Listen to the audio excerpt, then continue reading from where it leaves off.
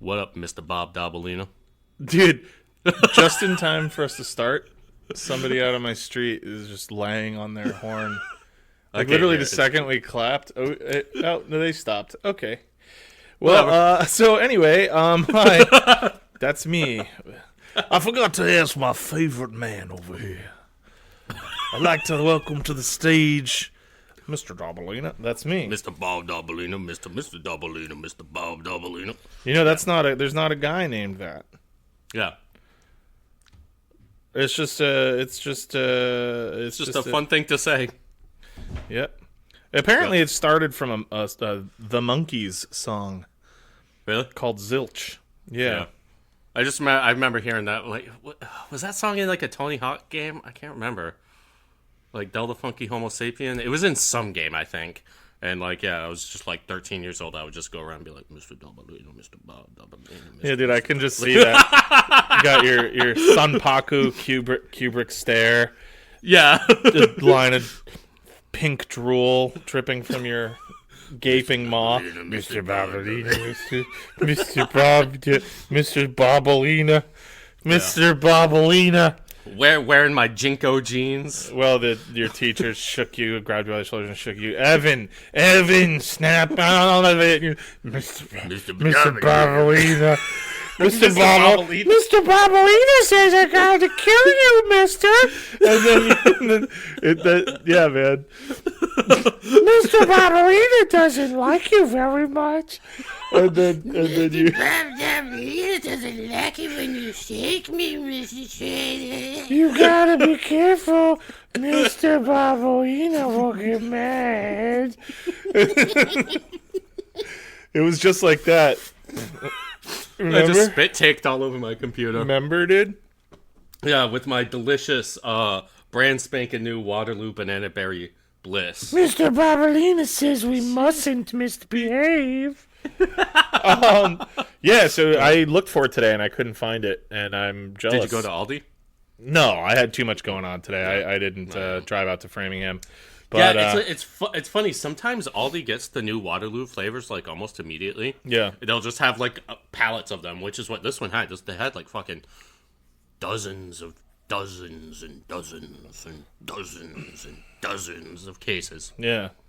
Yeah. Enough to satisfy the infernal thirst of Mr. Bobalina. Guys, Evan is still controlled by his imaginary friend. Mr. Bob Dabalina. But he calls him Mr. Bobalina. Mr. Bobalina. Because he misheard the song as a boy, and now his Mr. id, Mr. Bob Acuna. his id has overtaken his psyche, and it's very reminiscent of like a Norman Bates situation, where he obviously believes that he's being kind of controlled externally by this malevolent genius loci named Mr. Bobalina, but peel back the veil of illusion, and it turns out that Mr. Bobalina is just Evan, and he puts on like a little pork pie hat. And do you remember Hollywood Hogan when he would just put like shoe polish on his beard? Yeah, he does that, and a big clown nose, and he looks kind of like a sad clown hobo. And then that's Mr. Bobalina, and he does a tramp, mischief. if you will. Yeah, yeah, the classic tramp clown, big shoes, like big wingtip shoes, and like a patched, ragged coat. Yeah. Mm-hmm. Very similar to, if you've ever seen I got the stick with the little blanket tied at the end with my belongings in it. Yeah, exactly, with a handkerchief. Yeah. There used to be I remember there used to be maybe we've talked about this on the podcast before, I don't know. But in New Hampshire, I'm not sure if it's still a thing, but there was a hobo themed mini golf and like family fun a place called like Hobo Hills mini golf. I'm not familiar, no. Hobo Hills? Yes, it seems like really fucked up. Yeah, let me fine. It was literally just like homeless person themed. Well, I love that. I mean, I think that's cool. Hobo Hills. Yeah, Hobo Hills mini golf. It is still a thing, actually. Yeah, in New Hampshire. Lincoln. Interesting. Oh, no. Yep. Yeah, they had like all these like hobo-looking fellows around. It was really fucked up, kind of, honestly. Yeah, Hobo Junction. Yep, Hobo Junction. Interesting. Yeah. Yeah, Just so dunking on homeless people. I think that that's the sort of thing that I think we should see more of. Yeah. Now that woke is illegal, I just don't see why we can't enjoy mini golf the way we used to. So not to change the subject, but do you remember the animated film? I think it came out like late 80s, early 90s, Little Nemo Adventures in Slumberland? No. It was based on like an old French or Belgian like comic strip. But it was a trippy movie. Little kid falls asleep, goes into like a dream world. And there's this kind of cigar smoking clown character named Flip. Yeah. And I had to take a second to look him up. But this is how I envision Mr. Bobolina. Let me see. I can't see your phone. Oh man, well let me send it to you. Mr. Bobolina. Yeah, Mr. Bobolina. God damn, there's one thing about iPhones is that when you just want to copy and paste an image from Google, they're like, do you want to look up the text? No one has ever wanted to do that. Yeah. I can only think of a very specific scenario where that would be the case. Yeah, all right, let's take a look here. I don't like it. So anyway, look up Flip from Little Nemo. Also, shout out that movie for having a pretty cool tie-in NES game where you could eat candy and turn into like a mole and dig under the ground. I used to like that movie a lot. It's kind of freaky. Yeah. And when he would say pajama. Yeah. Yeah. Anyway. All right. Well, we've got some stuff to talk about today, folks. So why don't we just get into the little left unread machine and I better listen. I don't want to poke the bear. All right. Well, let's get started. Yeah.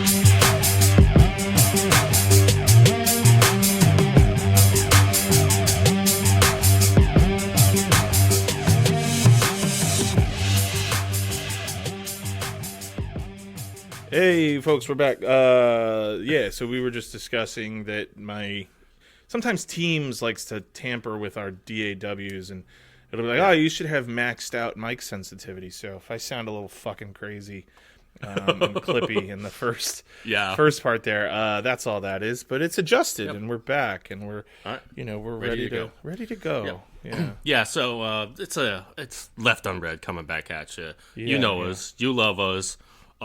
We've we haven't released an episode in a few weeks, and the thing is, nothing's happened this year. Yeah, so there was really nothing to talk about. It hasn't really been an eventful year for the most part.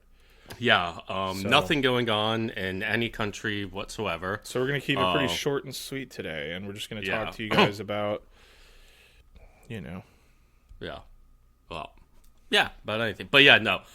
So we finally got together.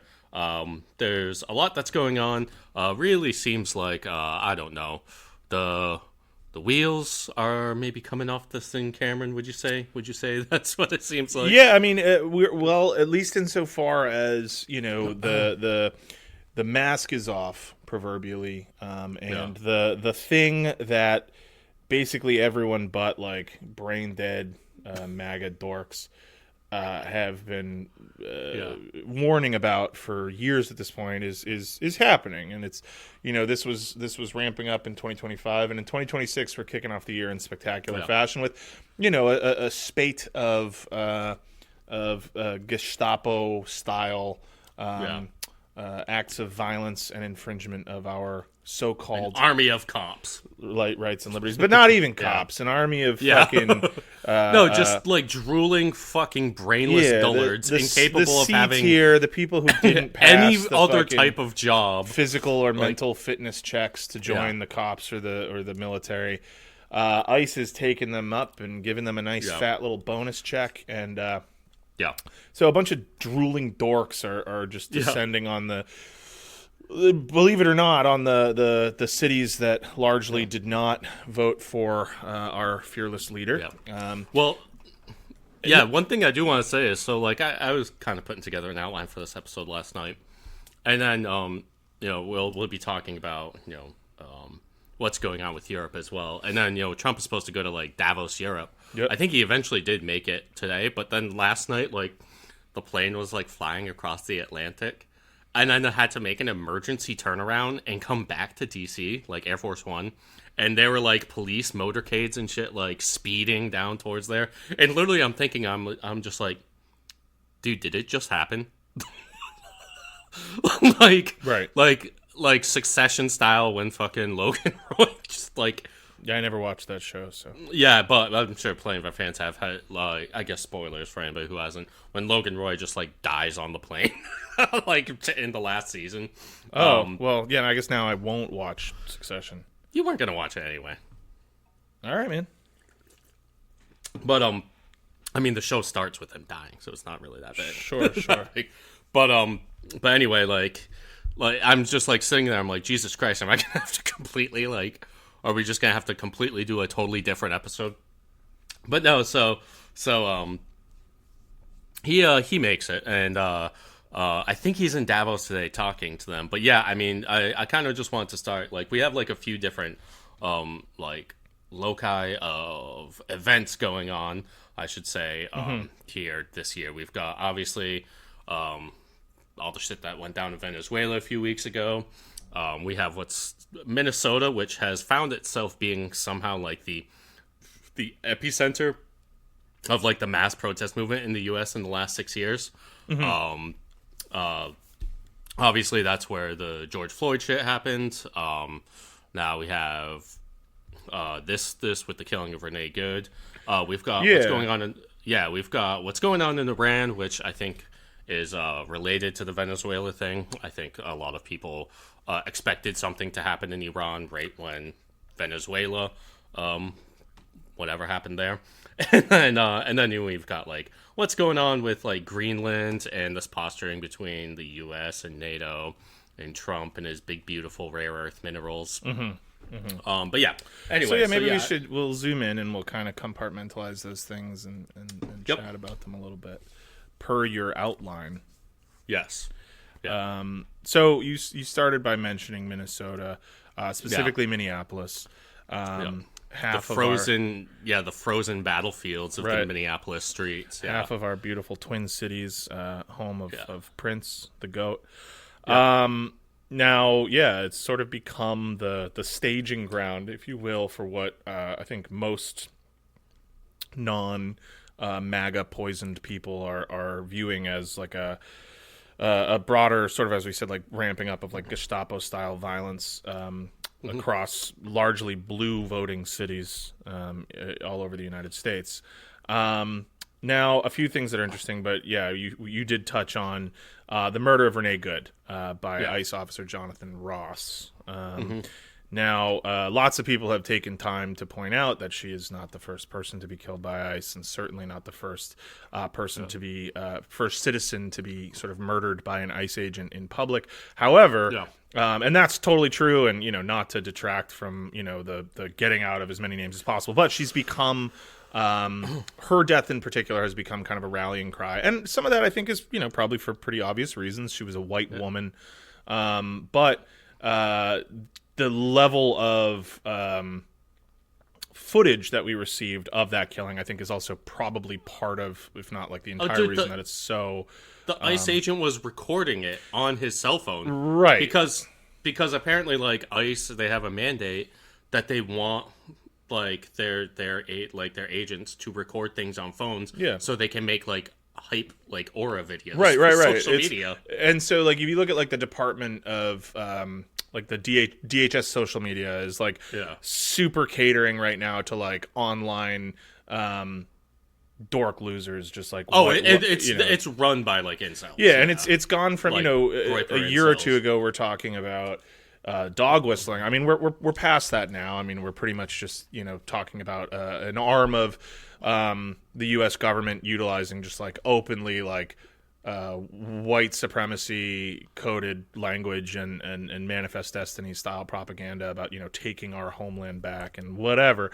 And so when Renee Good, which I think now happened about 2 weeks ago, right at the start of the year, was murdered by Jonathan Ross, we had from all angles, to a degree even greater than something like the murder of Charlie Kirk last year, all these different angles of the event happening, and it became really abundantly clear to basically everyone, unless you're like a brainwashed lunatic, that it was a cold-blooded murder, down to Ross being like, "You take that, you bitch!" Like, so her last words were, "I'm not mad at you, dude."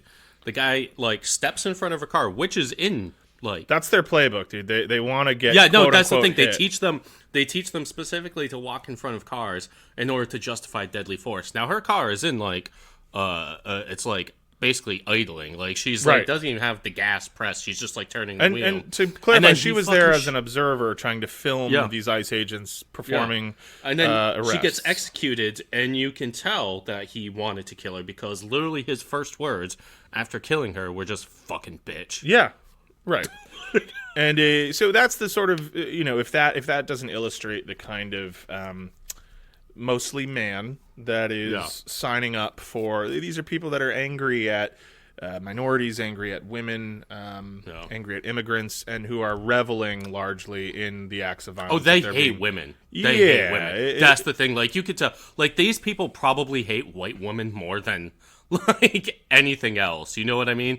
Like and like you can see it with like the way that they talk online. Like these people like almost view like white women as like traitors or something like that. Like white women that aren't on their side. Right. Yeah, it's really apparent in the way that these people conduct themselves that you're absolutely right. There's disdain for multiple groups, but the idea that some kind of white woman would be admonishing these people or mocking them, and the end result to that, or just is not being like suitably cowed by enough. Right. These are people who have been told that they are performing this like righteous duty, and they're looking for a certain level of compliance, a certain level of complacency, especially from certain demographics, i.e. white people. Who they're not expecting, or they're attempting to prevent white folks from using, our privilege as a magnifier and as a shield for people that lack that.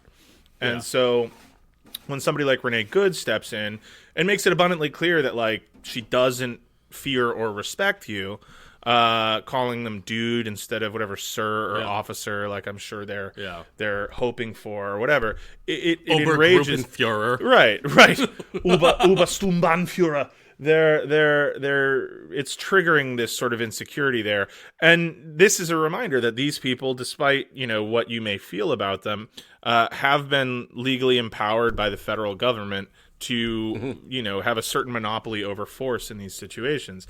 Now. In the wake of this, it's been interesting. We've seen that lots of state and municipal leaders in states that are, likely to be that are being affected or are likely to be affected by, these ICE surges. We're expecting one here in Massachusetts. I'll talk about that a little bit in a second. But the municipal leaders are claiming, like, hey, look, like, just because you have this mandate of like federal immunity, like JD Vance talking about how they have like complete, what did he call it? Like total immunity, blanket immunity, whatever, to do essentially whatever they want. And if there's like violence in the course of action of their duty, then they are immune from prosecution. It's righteous violence. Yeah, well, look, that might be true at the federal level right now, right? That might be true, but there are lots of state and local leaders who are saying, I'm sorry, but that is not true at the state level. And if these states' rights Republicans really believe what they claim to believe, that shouldn't surprise anyone. That, I forget his name, the mayor of Philadelphia famously came out and said, if you do this in Philadelphia, I will prosecute you, under the state district attorney or the city district attorney. Yeah. You are not immune to prosecution in the state of Pennsylvania or the city of Philadelphia. Providence just this week. I think on Friday they're going to announce it that they're going to ban ICE from like any like state property. Yeah, or city property. I guess they can't do state. Say like we will about property. Michelle Wu in Boston, but she's made similar statements about prosecuting ICE agents for any crime committed in or around the city of Boston.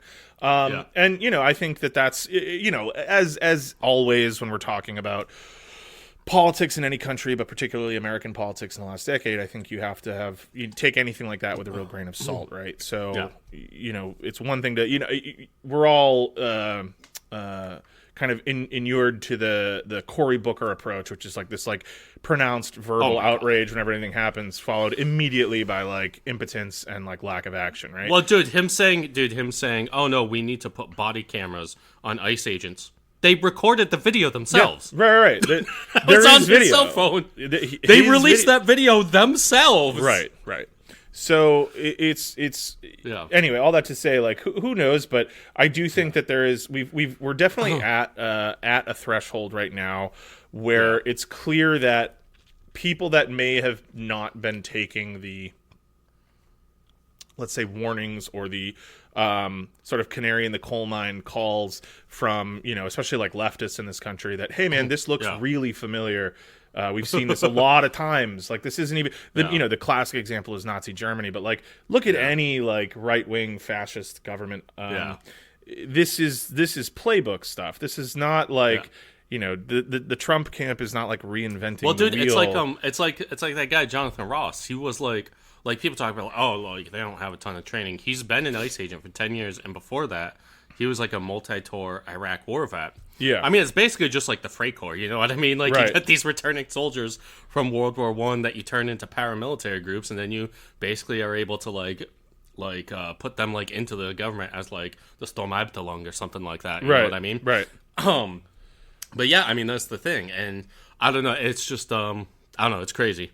But, I will say one thing that I have liked about it is all of the videos coming out of these, like, absolute fucking butterball ICE agents, like, right, in terrible shape, just like jumping out of their cars and immediately eating shit on like the totally frozen streets of like Minneapolis, and then like getting up and then just like tackling the first person they see. Or like turning around and running away, dude. Yeah. Like, Some of them I've seen videos of these guys get up, fall down multiple times. Yeah. And then once they get up, just grab the first person they can grab and just tackle them as if they made them trip. Right. Yeah, it's schoolyard bully shit. And I mean, that's been the claim that's been levied at all law enforcement forever, right? That these are the guys who like have a chip on their shoulder, who graduated high school and like never did anything and feel like they're owed something or respect or whatever. But this is a really on the nose representation of that with a lot of these ICE, like, what do they call them? The gravy seals. Gravy seals, pretty funny. And then you get all these Meal Team 6 talk about like the people that are leading the charge. This Gregory Bovino guy. Yeah. Do you know who I'm talking about? He's like the Border Patrol chief, the U.S. Border Patrol chief. Oh, yeah. And he's been in that position since 2019. Oh, he's the fucked up looking guy, right? Yeah, he dresses like a character on like the Fallout TV series or something. Yeah. He loves wearing or like from a Wolfenstein. Sure. He literally looks like a caricature of like a fascist fucking SS dude with the crazy upswept. Yeah, he looks like he's had some sort of maybe like a hair transplant gone wrong or something, but he's cultivating a certain look, and it's like, look, this is not an accident, right? These people dress and act and look the way they do. Okay, here's the classic let me see. The classic photo shoot of him. I'm gonna send it to you. Yeah. But he looks like he's decked out in like fucking Hugo Boss, like a true SS uniform. And come on, phone. I just want to send it up to a satellite and then down to my friend.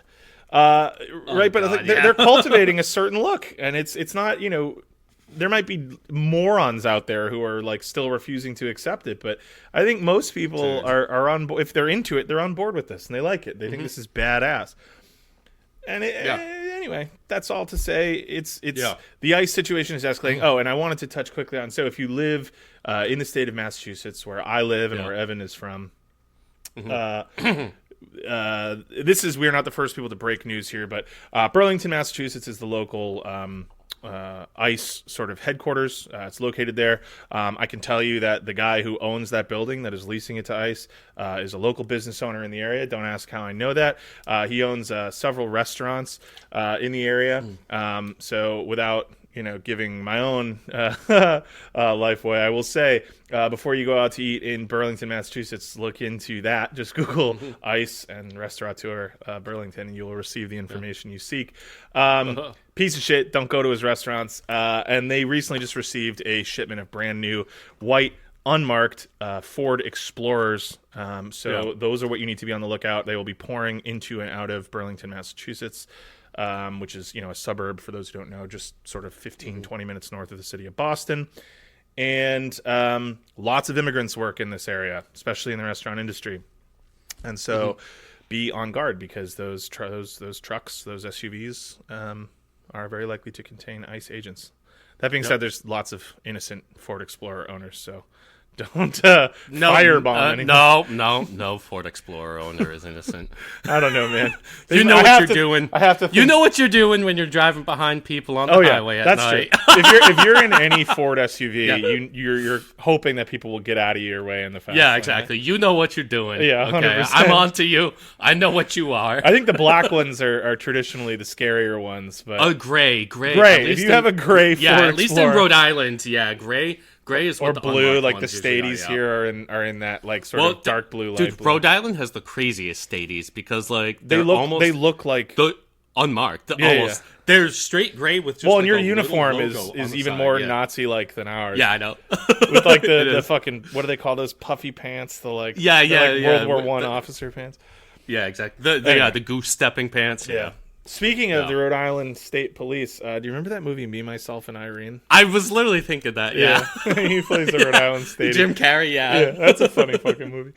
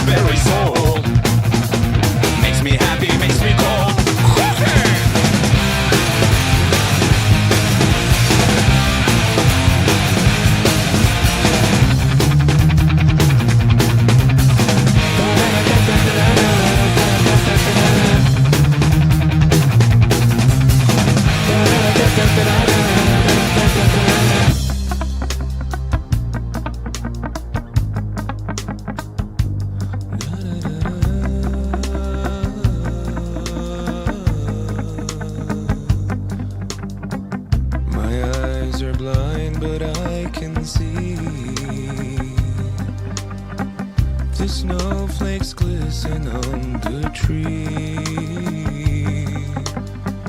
The sun no longer sets me free. I feel there's no place freezing me.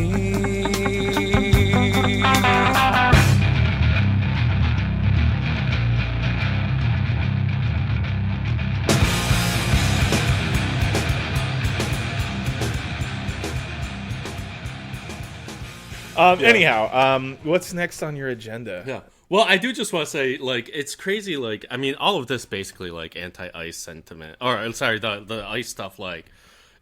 Like the way that Somali Americans have like really just like become like yes, dude, the absolute and like Somali daycares, which I guess is a big thing. But it's like, dude, Somali Minneapolis? Americans are like such a small percentage of the population of the U.S. and also of Minnesota. Right, but in the And it's city, just, like, I get it. They're a large demographic in the city of Minneapolis. I mean, relatively.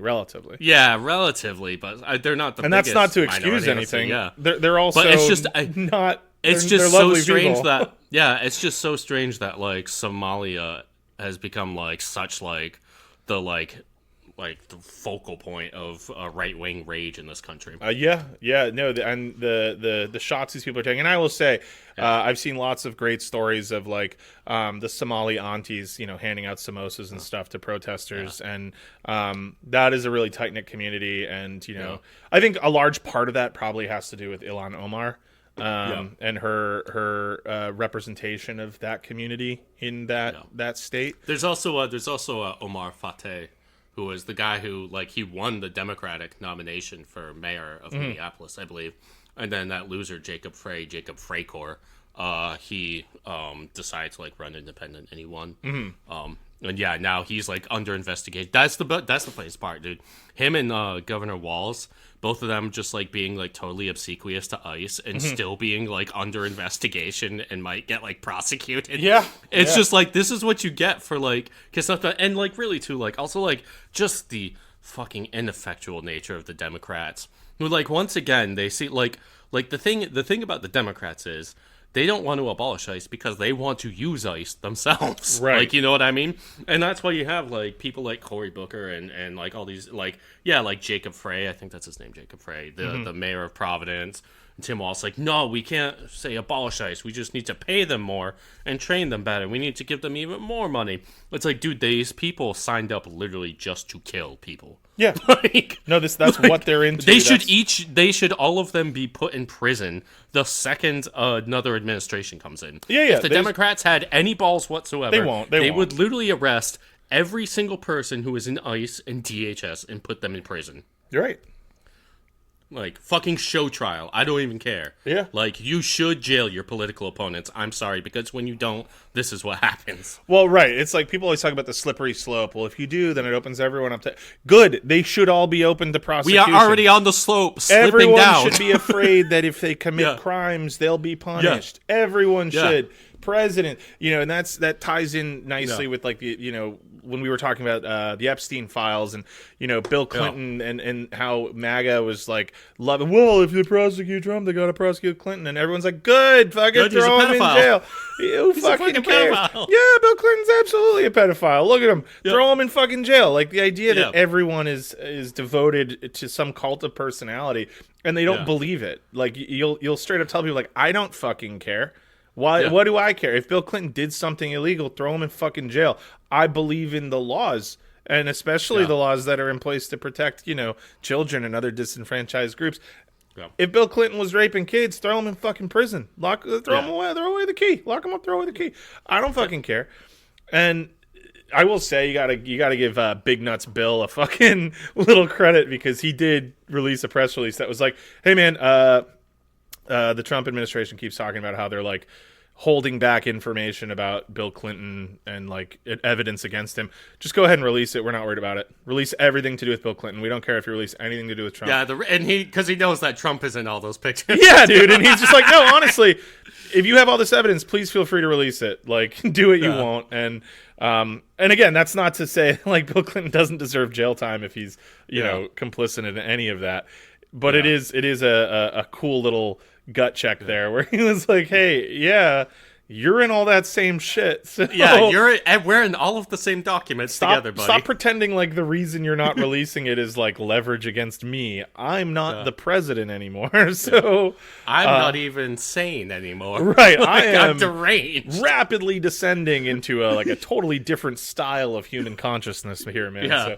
So, I am becoming a ghoul from Fallout. Sure. Speaking of which, that show still fun. Season 2 fun. I've been trying to keep up with it. So I've been replaying New Vegas, and it's really good. And you can get everything and all the DLC for that game for so cheap. And if you've never played it, absolutely, it's old and it feels dated. But if you can look past that, to play it for an hour, it's crazy too because like the textures and everything still looks so bad in that. But like Fallout 4, which just came out 4 or 5 years after that. Yeah, I also played that last year, and it looks like amazing. On yeah, Fallout 4 looks Series great. X. Fallout 4 looks great. Like it still it looks like a modern game. Yeah. Fallout 4 was good. It got a lot of flack, and there are things in it. Like I don't love like base building. That's not fun for me. Yeah. I don't love that element of video games. But I get it. There are people that do, and whatever. But I thought that game was cool as hell. I thought Fallout 4 was great. Yeah. There was so much to explore and do, and fuck it. Yeah, it was awesome. Yeah. All right. Anyway, let's move on. Cool. So the second topic that I want to talk about, and we don't have to talk about it too much because honestly, it really feels like this whole thing has been memory hold by like everybody since from everything that's happened since. But like the insane like Venezuela operation, which was outrageously illegal, like just violated Geneva Conventions. But yeah, I mean, like, obviously, like, I just want to talk about a few things there. Obviously, everybody knows, Nicolas Maduro, he was kidnapped along with his wife. His wife seemingly also beaten by the special forces people that took them. Like, she showed up in court with, like, a huge black eye and shit. Nicolas Maduro, he obviously had all those amazing fits on when it happened. Yep. And he just looked cool as shit. But I do just want to talk about a few things of that, and that is the incessant groveling of Maria Corina Machado to Trump. Oh my god, dude. Could it be more obvious, like, what at least her intended result of this is? Like, talk about selling your country out. Now, the whole thing with that, it's like, look, as much as people love to, like, hop on board the Hugo Chavez and then to a lesser extent the Nicolas Maduro train, and, Evan and I talk a lot about giving critical support, and I think if you are a leftist and you're not providing critical support, at least, to leftist regimes worldwide, I mean, what the fuck are we talking about, right? These are people that are at least nominally trying to do the thing. I uncritically supported Hugo Chavez. Well, Hugo Chavez, I think, was an easier guy to support, and I think that some of the criticism levied against Maduro is legitimate from all sides.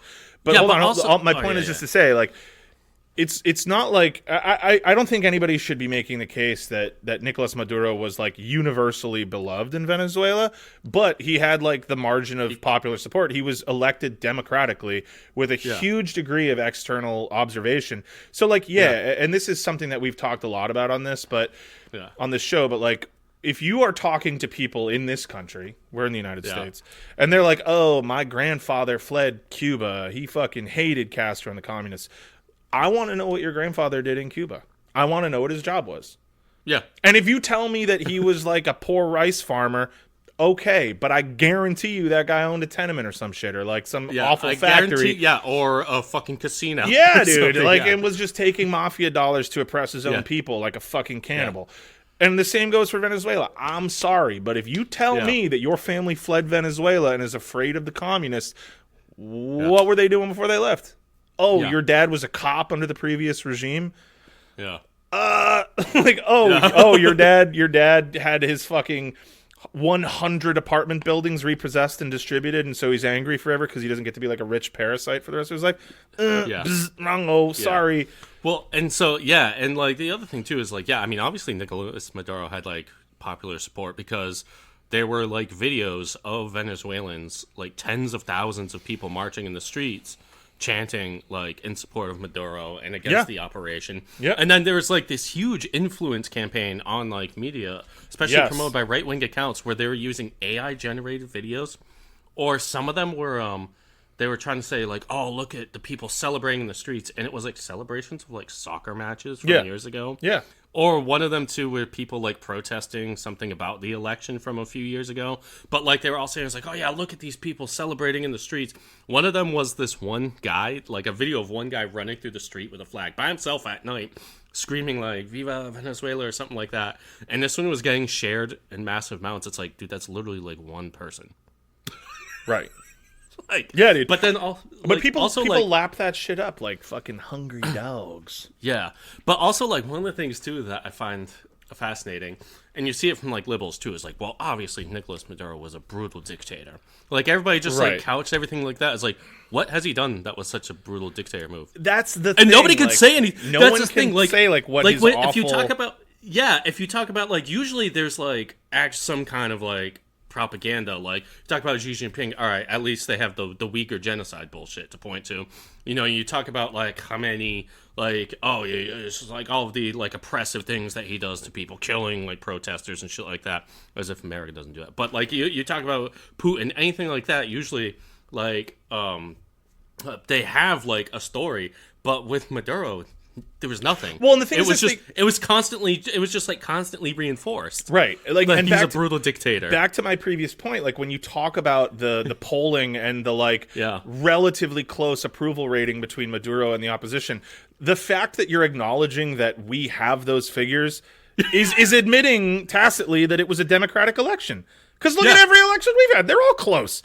Yeah, Trump had like a barely more than a 50% majority of popular. He has less than that in popular approval, but like nobody's getting elected in these lands. Like it's one thing to look at someone like Vladimir Putin, where he's winning these fucking landslide victories, like 80%. Yeah, right. Dude. No one's winning by 80% ever anywhere. Like maybe FDR third term World War II. But, like, that's rare. You got to be in a real special spot to be winning numbers like that legit. Yeah. And so, you know, just the fact alone that, like, Venezuelan sources have those figures. Or independent polling showed that, like, only 20% of Venezuelans even wanted America to intervene. Yeah. So, like, even the people that opposed him didn't want it. Largely don't support foreign intervention. Right? Yeah. And so like, it's like, look, dude, no one here, like there's I mean, look, it's like if Greenland or something, or Greenland, listen to me, Denmark decided they were going to come in and depose Donald Trump, which, are there people here who would be fucking stoked about that? Absolutely. But the point is, say what you will, the guy was democratically elected. I believe that enough dorks in this country liked him that they voted for him legit. I'm not out here claiming that he goosed the numbers. I don't think he had to. I think that it was a relatively popular movement. Relatively popular. Still, like, close as fuck. And so it's like, what's our point? How is he a brutal dictator when we're acknowledging that there's, like, you know, that he only had 55% of the vote or something? Like, all right, sounds like a pretty normal. That's a pretty big margin of victory in the U.S. without nobody gets really raising any red flags. Like that's you know, fuck. Yeah, I know it's just crazy. But that was the thing. Like you see all these liberals who are like, obviously he's a brutal dictator, but we can't do it. It's like, no, he's not. No, what did he do? It's toothless. What has he done? It's toothless American liberal dog roll, I know, dude. That they have to be obsequious to conservatives. They have to because they feel like they're being magnanimous. Roll over and show their little stomachs. Well, it's because they feel like they have to be magnanimous, and they feel like you get more flies with honey than with vinegar. Fuck that, dude. These flies like vinegar, dude. They think vinegar rules, and they're gonna take your honey and say that was delicious. Have some more vinegar, fucking loser. Yeah. We're dealing with straight up fascism, dude. Fascists are stupid. They are stupid, macho obsessed losers. Yeah. They like that. They like that photo I sent you of fucking Bovino. They see that and they say, this guy looks so fucking cool. I would suck him off, not in a gay way. Like, that's the sort of shit that we're talking about. And so to try to counter that with this like weird like social levity that American liberals attempt, it's like, you just look stupid. We're past that point. It's not 1998. I'm sorry, but like we're past the point of like this enforced political civility right now. And look, would it be nice to be back there? Maybe someday, but like right now, you gotta fucking stand for gray area bullshit. Isn't gonna get you anywhere. Centrist bullshit. Like when people decry centrism as like the political stance of the intelligent, man, it is lazy and it is cowardly to be a fucking gray area. Sometimes there's a right viewpoint, and sometimes there's a wrong viewpoint. Yeah. And when that happens, the right move isn't to compromise between the two, you fucking mealy-mouthed pussy. That's what I'm saying. Like, there are things you can... fucking pussy. There are things you can be now you're just less wrong. There are things you can be conciliatory and gray area about. Here's an example. Evan doesn't like tomatoes, hates them, right? I think that's fucking crazy. I think a tomato Raw tomatoes. I understand, but Evan doesn't like tomatoes. I like them cooked. Or like chunky salsa, or like big chunks of them in your tomatoes. You don't like tomatoes. You don't like ketchup. You're not a tomato guy. ketchup's There are terrible. tomato products you like, but you largely do not care Like for San tomatoes. Marzano tomato sauce. Oh. Sure, but he wants it pureed. He doesn't want a chunky sauce. Yeah, no, I don't want He you. doesn't want a chunky sauce. He likes a smooth sauce. Yeah. Smooth sauce is smooth sauce. Yeah. And again, all that to say, do I think that's nuts? Do I think that there is something about Evan that is lesser for that? Of course.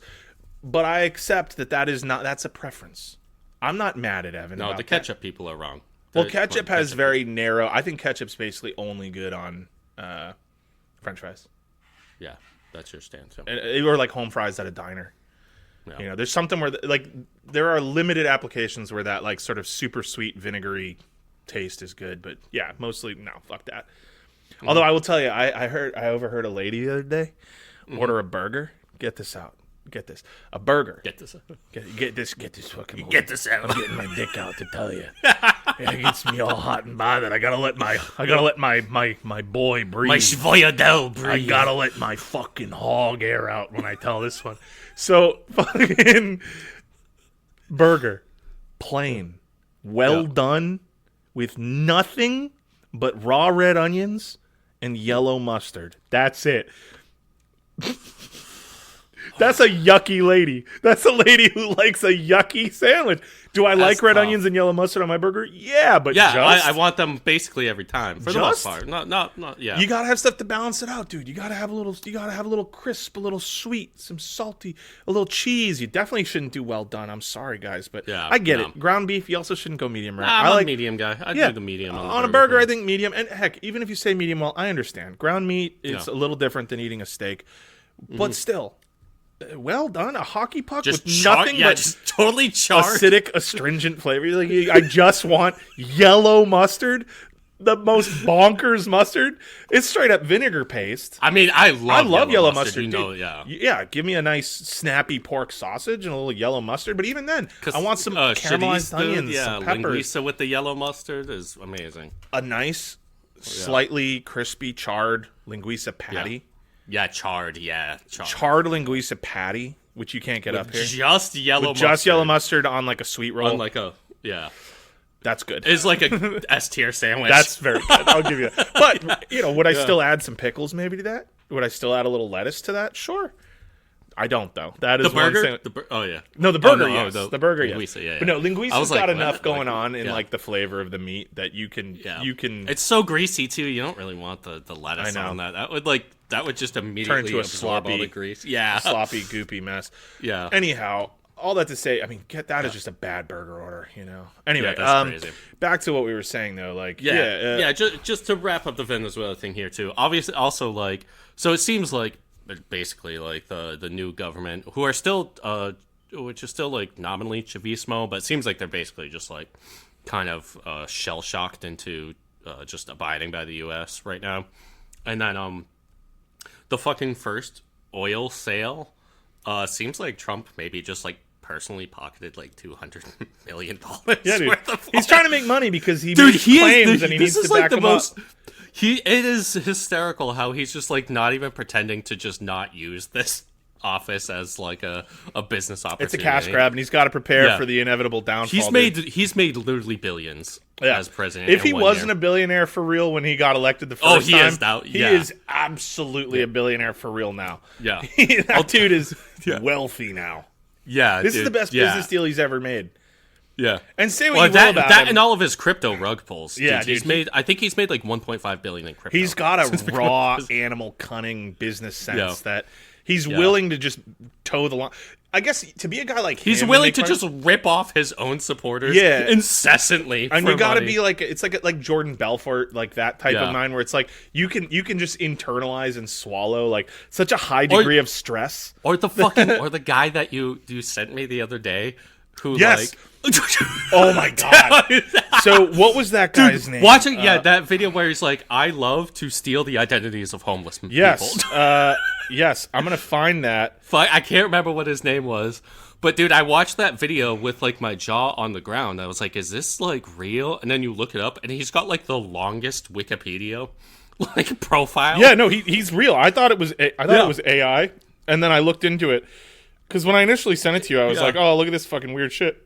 And then I looked it up, and I it was was like, just no, this some is... guy doing mortgage fraud by stealing the identities of like homeless men in Florida and shit. He has like a podcast now. What the fuck is this guy? Yeah, he's a podcaster now. Yeah, he's a podcaster now, and this fucking guy. Oh, here he is. Yeah, what's his name?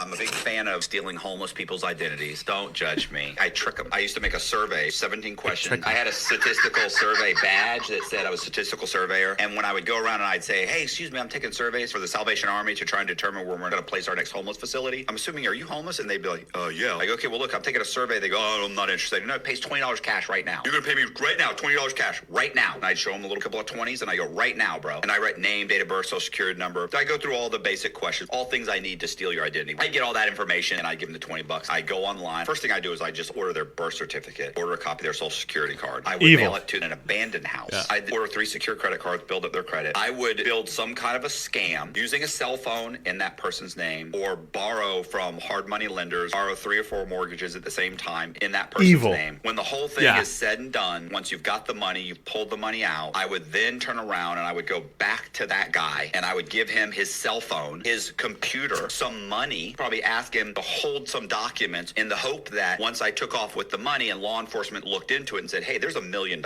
missing here, they'd track him back somehow to the cell phone and grab him and arrest him and he'd go to jail, and it'd take a year or 2 before they figured out that he had nothing to do with it. Now, if he has a criminal record, it's that fucking much better. insane, dude. So his name is Matthew Cox. And he calls himself a true crime author, but all he's doing... Now, I know I said I wasn't going to share his, but I actually am not worried that any of our fucking listeners are going to go out and do this. Well, dude, and they're looking for it now, spoiler alert. So if you try, you're going to get nabbed. But one of the things that is crazy about it, too, is before he did it, he was an actual, like, realtor, like, mortgage broker. And he wrote a novel about a guy who does the scams that he eventually did and gave it to his coworkers to see if their reaction was like, wow, this could actually work. Right. And then once he got the reaction he wanted, he was like, all right, I guess I'll do it. Yeah. I mean, an evil person. Did 13 years in prison, and now he has like a podcast called Inside True Crime. But he's glorifying being the worst person. I mean, that specifically, and the way he talks about setting them up so that they'll and the worst part about that is if you look at the fucking comments on that video, the amount of people that are like, dude, this is homeless people love going to jail, dude. This is like, he should have done worse. Like, what? What? Yeah. Like, what are we talking about, man? Like, it's repulsive. Truly repulsive. It's insane, dude. It's fucking insane. Matthew Cox, Inside True Crime. He's got the blue check on. Just the way he says it too. He's like so nonchalant. Don't judge me. Yeah. all right, man. You're going to fucking hell. So if there's a hell, moments like that, I wish there was one. I'm like, damn, right? I really fucking because I know that asshole would be going. There is no redemption for him. That guy's going to fucking hell. Although honestly, dude, that man is probably that dude should be Captain America. That is like the most American man on earth. Yeah, like from Florida, just doing market scams, defrauding homeless people. Like a Florida scumbag mortgage realtor who does mortgage fraud on homeless people. And that wasn't even his biggest money thing. He should be president. I'm sorry, he should as be a president. Hobby to make supplemental income while he was doing a huge what was it, homeowners insurance pump and dump scams. He was doing other frauds. Yeah, too. he made a fuck They ton said of money. at the time that he was captured, they estimated that he had between $15 and $55 million.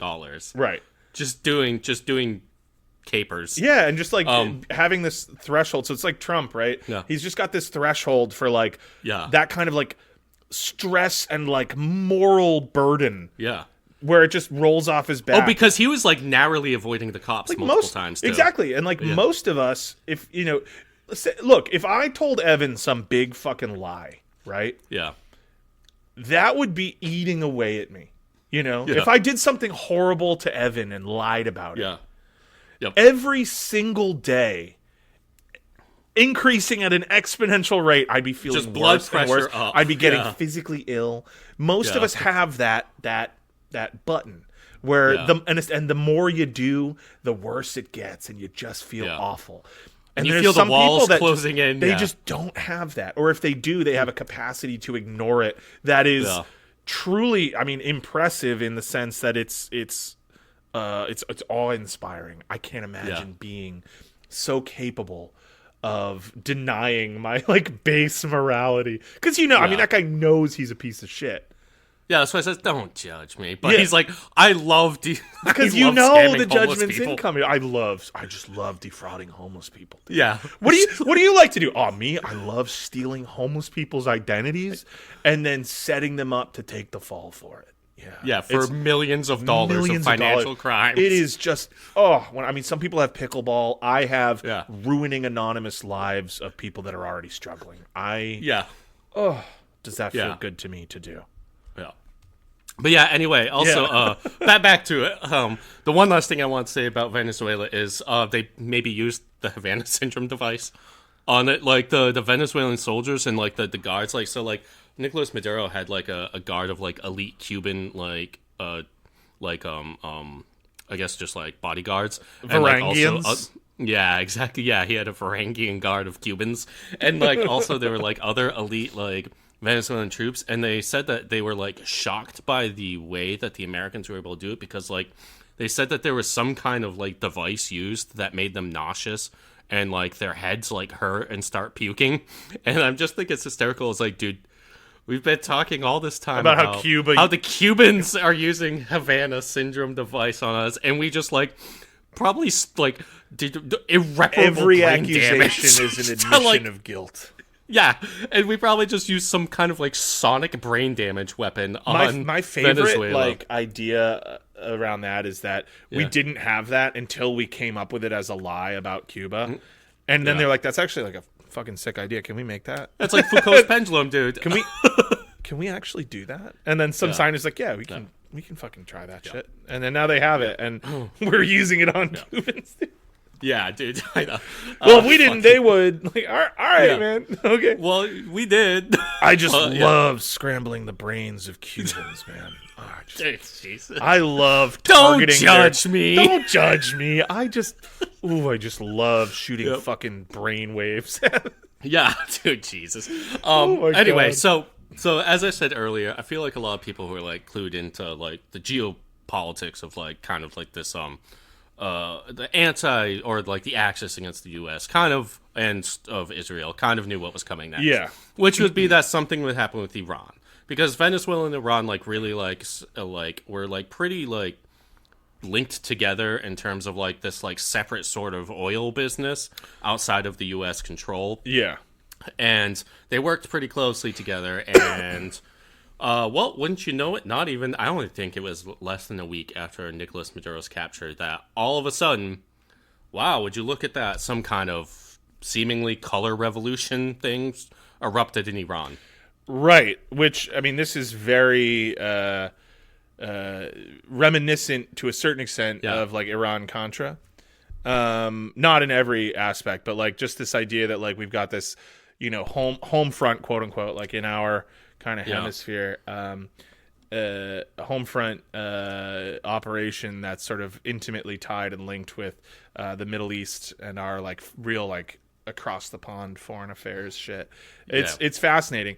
And I mean, why don't you kick it off? But I have some definite thoughts about this because, well, if anybody's ever read All the Shah's Men by what's his name, Stephen, All the Shah's Men. What the hell was that guy's name? Stephen Kinzer. I always want to call him Kinzer. I was about to say Stephen Kinzer, Yeah, Stephen Kinzer. I mean, Stephen Kinzer's great, actually. And I will say really quickly, just to shout him out, he wrote a book in 2006, I think, called Overthrow, which was just like and it's a really good like overview of, it was written around the time when we were still embroiled in Iraq and Afghanistan to a greater degree. Yeah. And it was just a summary of all of our, not even everything we were involved in, but all of the times that the United States was the direct cause of regime change somewhere in the world in the previous 100 years. And it's a really great overview. And if you read that, it will really highlight for you that all this shit in Iran and in Venezuela, it's all in the playbook. None of it's like new. And we've been mostly successful. This is the thing that we are best at. We're better at this than anything else. I'm trying to. I have one book. I can't think of the name of it right now. That also is very good about that. That I used a bunch in my American Utopia series. I can't remember what it's called right now, but that's another really, Devil's really good Chessboard. one. No, because that's more about Alan Dulles, but no, it's not that one. It's one that just lists all like covert and regime change operations in the U.S. I think that's on my to-read list too, if it's the same one. But yeah, there's a few. But that's anyway. Stephen Kinzer's great, but All the Shah's Men is especially interesting.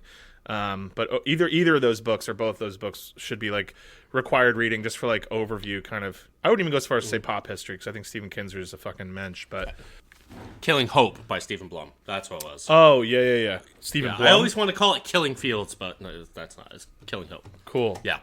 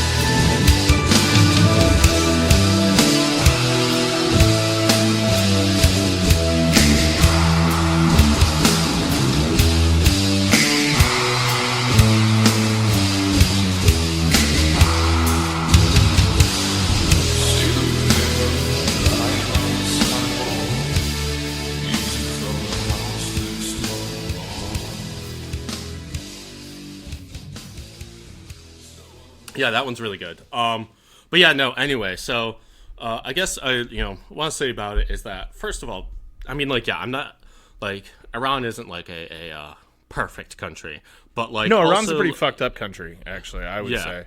But I would say like the thing is that like these protests, they're seemingly it's tough to like figure out exactly what's going on, but seemingly there wasn't really much of a demand from it. It was more like a protest just about like the economy, like economic conditions, which obviously it's being crippled by sanctions. But one of the interesting things is that when it happened, Mike Pompeo, former director of the CIA under Donald Trump, literally came out and said, I'm praying for all of the Mossad agents that are going to be in these streets protesting and participating. Yeah, protesting. Yeah. Mossad agents. They're just there to protest, though. Yeah.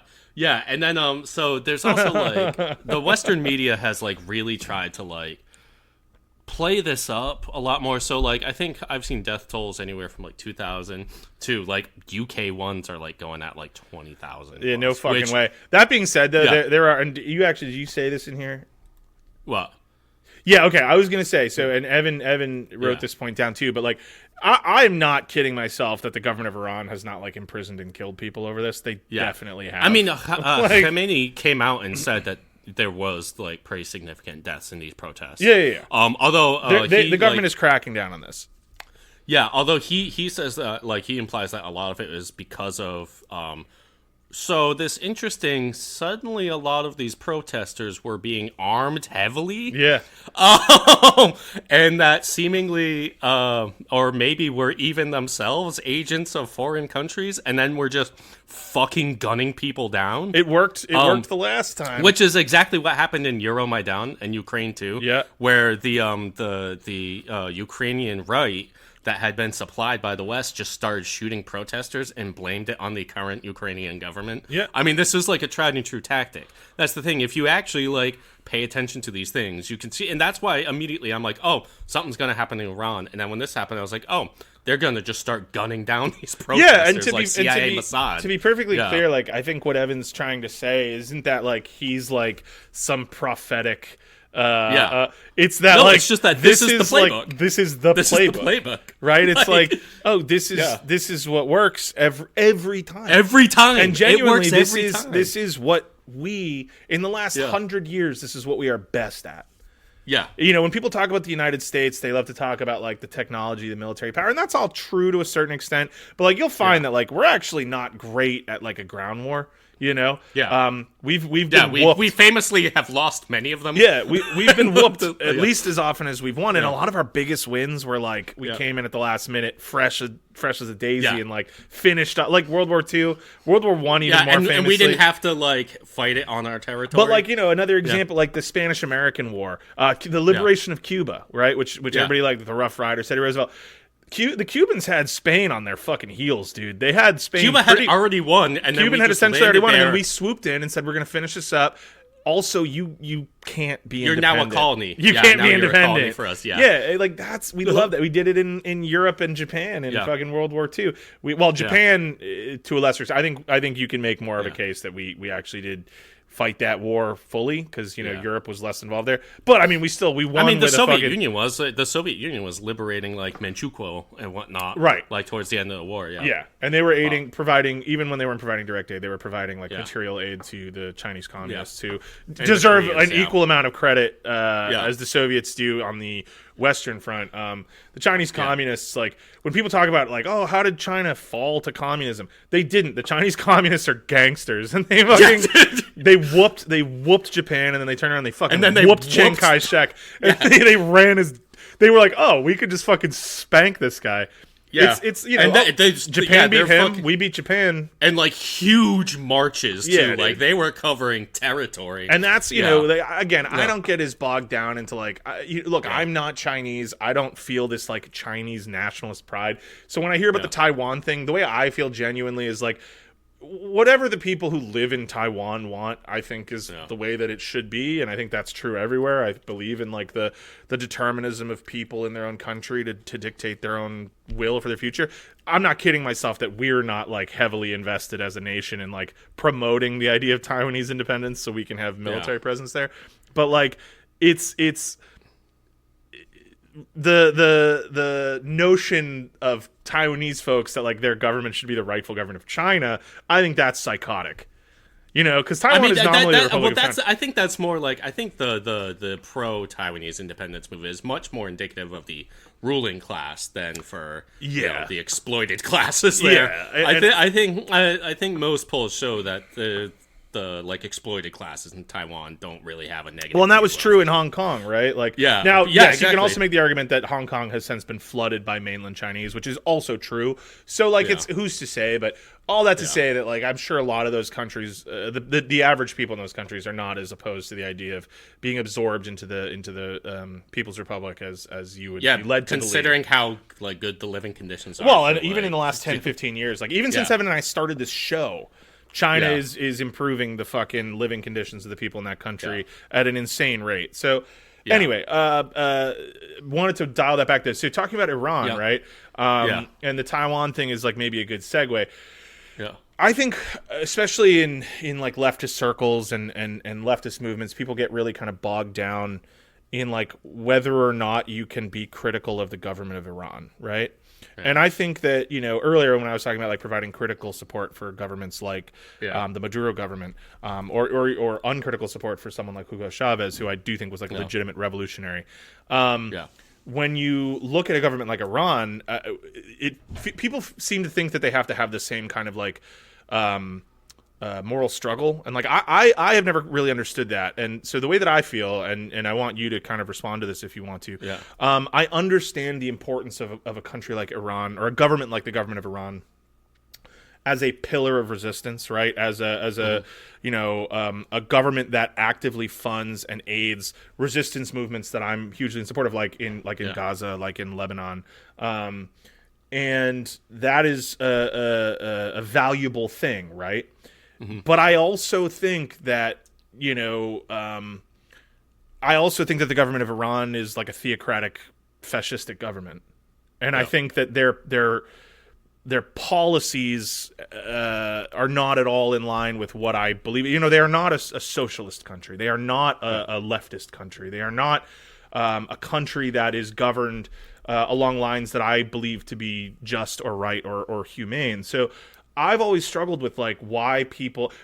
It's not. I don't want to see the government of Iran be toppled just to be replaced with a fucking Shah, right? I don't want to see that happen. But I also think that it's not maybe fair to say that there isn't probably some justification for dissatisfaction among people living in that country. Oh, I don't doubt there is. But like the thing is too, like there were two countries that bothered to do anything about the Gaza genocide. Yeah, at great harm to their own country, that was completely outside of their best interests, and yet they still were the only two to bloody the lip 100%. of Israel, and that's Lebanon, which has really paid a very heavy price, and Iran.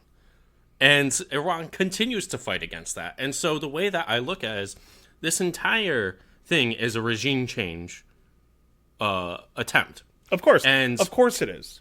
yeah, and so like I don't even consider like yes, I'm sure obviously there are gripes that the people of Iran have with the government. There isn't any government on earth, but for right now, the thing is like you look at like one of the things that really pissed me off, and you see it in this huge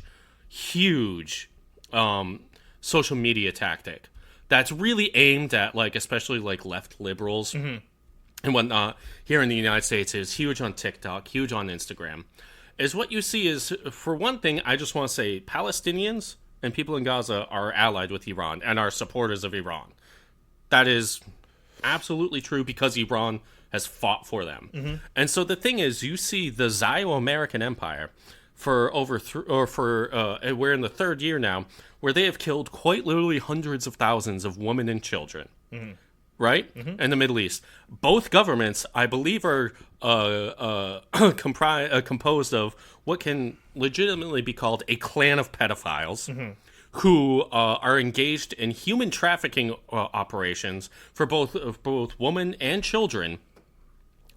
And then you see, like, all it takes is a few videos on, like, Instagram or TikTok about how, Iran, they don't treat children that great. They don't treat women that great. And then these people, these left liberals have been saying, I've been supporting the Palestinians for years. All it takes are those videos for you to throw them under the fucking bus and just go right towards the Zio-American propaganda that Iran needs to be toppled. You think America and Israel give a fuck about the women and children in Iran? No, they don't. They want to kill them. They want to traffic them. Absolutely. And they want to apologize for using this word here. Rape the fucking country like they want to rape everybody else. Yep. No. And to be perfectly clear, I agree with you 100%. Yeah, I know you do. I'm not kidding myself that like I guess my point is more to. I have seen a weird amount of like overt defense of like the government style in Iran and like equating that government with like a socialist government, with a leftist government, lumping it in when you say that you support like something like the government of China, which I do, and sometimes that support feels more critical than others, but like I said, when you and you've said on this show many times, like when you actually have a country that's making an attempt to do the thing, that we talk about believing in. Save the women and children and innocent people of Gaza. That is something you have to stand in support of. But I just get confused by I think that you can appreciate Iran as a pillar of support for resistance movements and still say, hey, look, like when all the dust settles, I don't want this regime change to be, like I said, removing one sort of theocracy or theocratic fascist regime and replacing it with another like more overt fucking on the Reza nose, Pahlavi, like who's Western Israel's man, like yeah. I'm sorry, but if anybody tells you that the fucking Shah of Iran is like a beloved returning, There's a reason he got overthrown to begin with. yeah, like they ousted his dad, or was it his grandfather?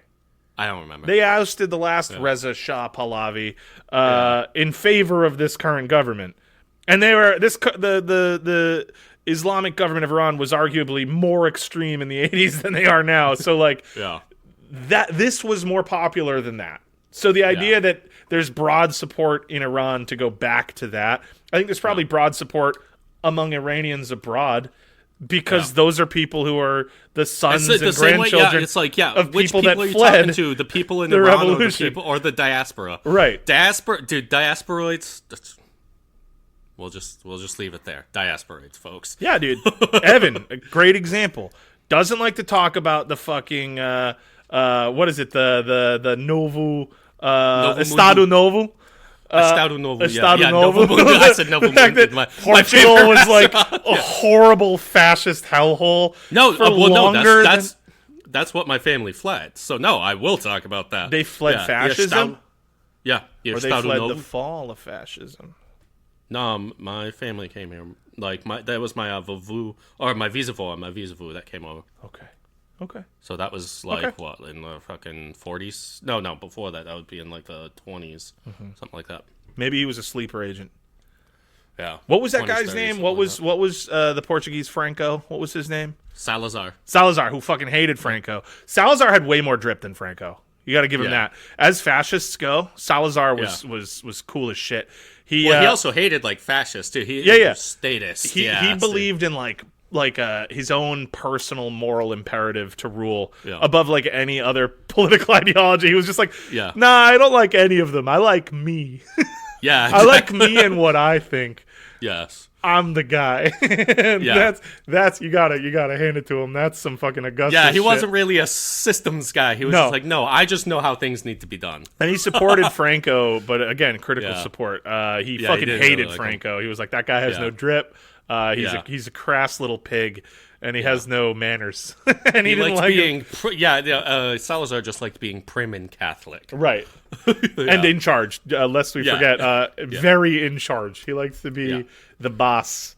Yeah, but anyway, probably more parallels between Salazar and Donald Trump than there are between Donald Trump and a lot of the other like overt political fascist guys. That's interesting. Although Salazar would hate Trump, he would hate Trump because Trump wasn't him. Vulgar. Well, he was vulgar, but just the idea that like the power stems from me. I'm the focal point. It's bigger than MAGA, bigger than Republican, Democrat. It's me. And Salazar was that, dude. Salazar was like, me, I'm the guy. Look at me.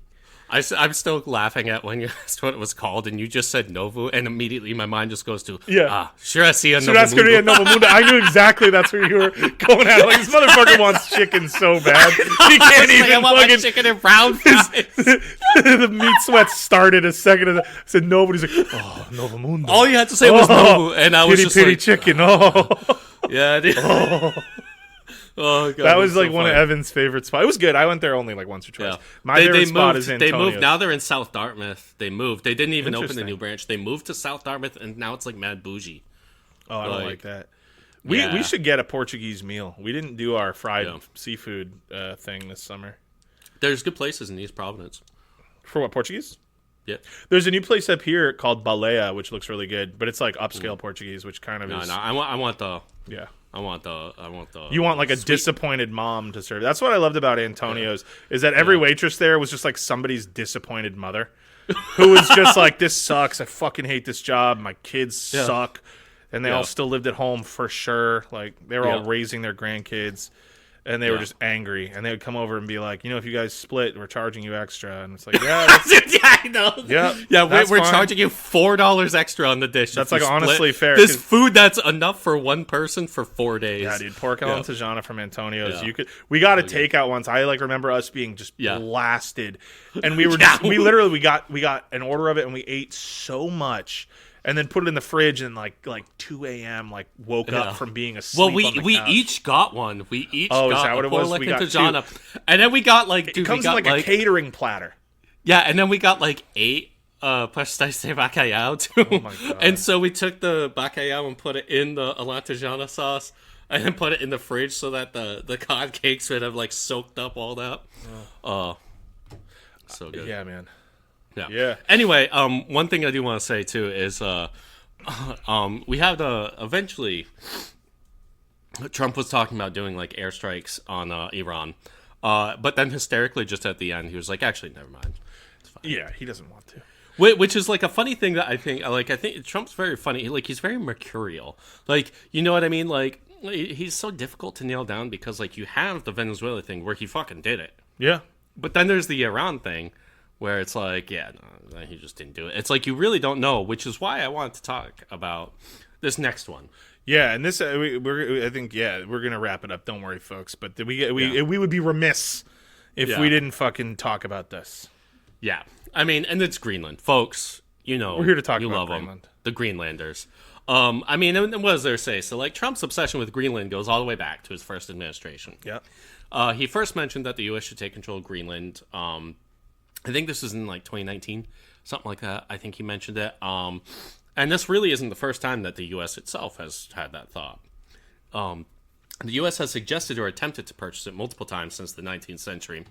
But functionally, I mean, they've had control of it since 1949 with the creation of NATO. I mean, the U.S. has military bases on Greenland. They have missile radar systems already in place. They're using military defense to convince the voter base that they need it. We already have that. Yeah, we literally Greenland is effectively in our sphere of influence already. Yeah. Denmark is a member of NATO. Greenland is a part of Denmark, and for that reason falls under the aegis and military protection of the NATO forces, which is us. Folks, that's the U.S. 90% us. We already have installations on the island. Yes. I know I believe there were plans in the Cold War to even build like missile silos, but like they couldn't figure out how to like get through the ice and permafrost and whatnot. Right. Now, obviously, the unsaid desire for Greenland is basically the same desire this Trump administration has for any of its targets, which is control of resources. Greenland has rare earth minerals, or as Trump likes to say, they're actually not rare. It's just how you process them. That is. Sure. And there's also potentially oil, but again, this is trapped under like permafrost and ice. Right. However, as the permafrost melts, as the global warming intensifies, which they don't believe in, by the way. Yes, they don't. It's not real. Except for a story released by Barry Weiss's CBS News at like 4 a.m. one day. Right. And as global warming intensifies and ice sheets continue to melt, they could become extractable. As friend of the pod, Dr. Alex Herbert always says, all wars are resource wars in the Anthropocene. And I mean, it's crazy too, because like this is what I was talking about before. You know, you get like a little bit of the Trump taco thing. You know, Trump always chickens out with like Iran, but then you have like Venezuela where he fucking does the thing, and so it's tough to like really parse what's happening here. Yeah, but like I've seen like videos of Danish special forces troops that are like landing every day in Greenland, and like people like trying to like ask them questions, and they're straight up like, I can't tell you what regiment I'm with or what unit. I know other European countries have sent troops. Greenlanders themselves have held like massive protests and demonstrations in Greenland. Generally speaking, it seems that Greenlanders just want independence. Yeah, but with like some kind of agreement still with Denmark. They're not gonna get it. Want independence. Yeah, that's not on the like, table. I mean, if you're a Greenlander, why would you want to join the U.S.? You get the Danish welfare system. You get free healthcare. Yeah, you get free education. Like, what fucking purpose would you want? To join the U.S. I will say that, like, not to pretend that like the governing elites of Denmark are like they want Greenland for the same reasons we want Greenland. They just already have it, right? Yeah. Greenland, or the whole European. We should Union, maybe briefly say that Greenland was. So when you look at a country like Iceland, right? When Iceland was originally sort of found and colonized by Vikings, by the Norse people in, I want to say that was probably in like the 11th century, whatever, somewhere around then. That was Eric the Red and then Leif Erikson, right? It was uninhabited. You know, there had actually not entirely, because there were those Irish monks. Irish monks there. But they were also not native to right. So but Greenland had indigenous people. Greenland had indigenous native people who are relatives to the indigenous people of Canada and Alaska. Yeah, like the Inuk, Arctic right? Circle. Inupiaq people and and I don't want to misname the indigenous people of Greenland. I don't know them off the top of my head, but they're in that sort of cultural continuum, the Arctic indigenous peoples of the Americas, right?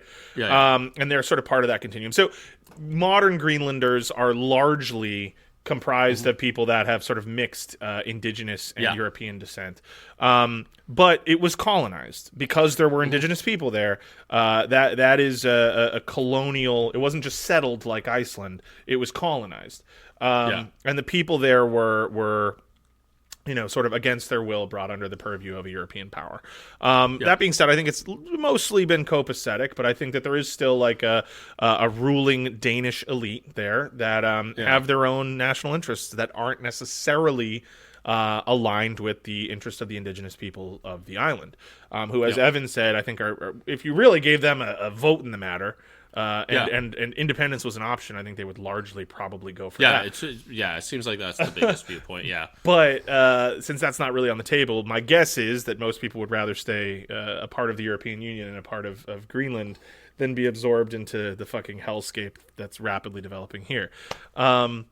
But it is interesting, and it's interesting to see that, like, if something happens in Greenland, if I was Canada, I'd be fucking nervous because. Well, I mean, Trump has already said that Canada's going to be the 51st state, right? Which would be crazy because Canada, I think, at that point would become maybe not the most populous state, but they would become like.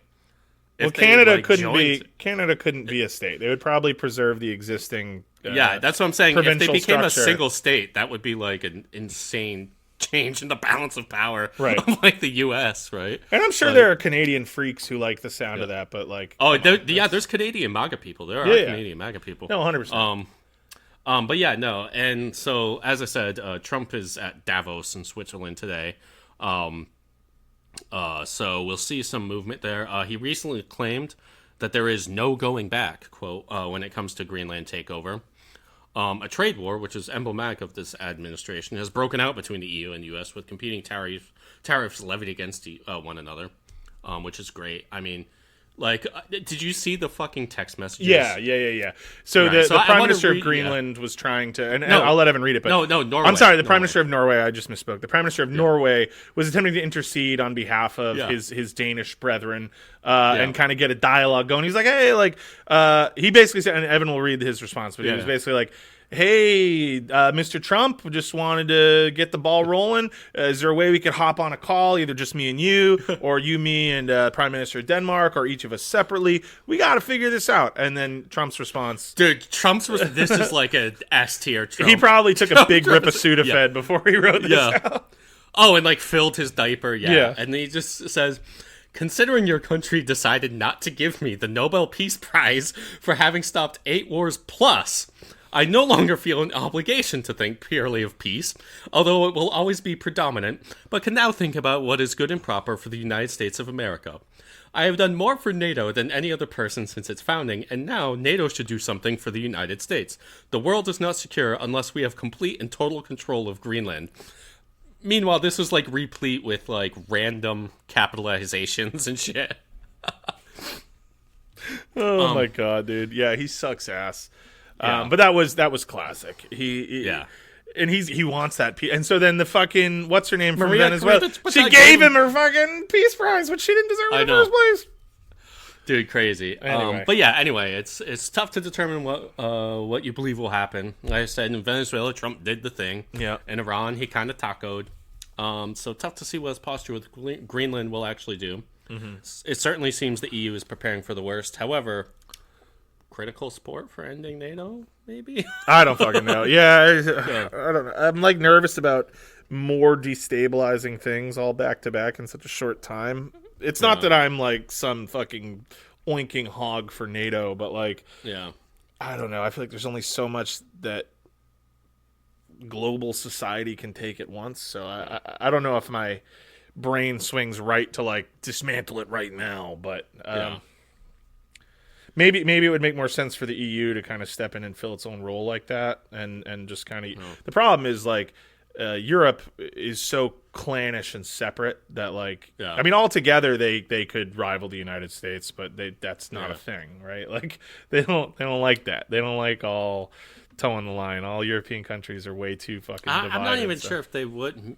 I'm not sure they would. I feel like all of Europe would be like about as strong as like Russia by itself if they didn't have any. And you're not including the UK in that, right? Because the UK no longer considers itself part of Europe. Yeah, the EU. Yeah. I mean, at the very least, at the end of World War II, like, I think it was like America was like about as strong as all of Europe plus the Soviet Union combined at the end of World War II. So I don't know. We'll see. Yeah. I guess maybe. What do you think? You think we should call it, or do you want to talk about this? The other thing. The other thing we can do that on another one of these episodes. Right. Yeah, because it's a long one. Why don't you bring us home there, Big Poppy? Yeah. So first of all, I think we'd probably start saying this on the episode. If you like us, you can follow us on social media. We're on Twitter at leftunreadpod, on Instagram at leftunreadpod. You can follow us there, interact with us there. If you like the podcast, you can support us in a number of ways. You can rate and review us on your pod. Why did I say that one first? Fuck that. No, you can go to www.patreon.com/leftunread. And you can go there and donate a small monthly amount to help keep the podcast going. Yeah. If you are on an Apple product, do not use the app. Just open Safari, www.patreon.com/leftunread. If you sign up through the app, Apple is going to charge you like an extra 30%. That just goes right to their that just goes right up their penises. So don't do that. And if you can't support us that way, you can support us in a number of ways. Dude. Yeah. Oh yeah, absolutely. You can rate and review us. Now this is the right time to say it. Rate and review us on your podcast app of choice. That helps us get boosted in the algorithm, helps us find new ears.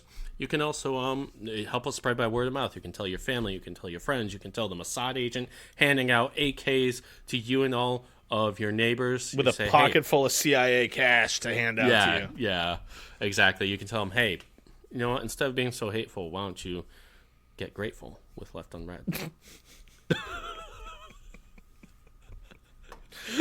Yeah, dude. Yep. For sure. Anyway, I say that about wraps it up. I think that'll do some it. dinner, yep. Yeah. All right. It's January, folks. It's cold and everything sucks, but you don't suck and we love you. And we'll see you guys next time on another exciting edition of Left Unread. Yeah, for sure. Yeah.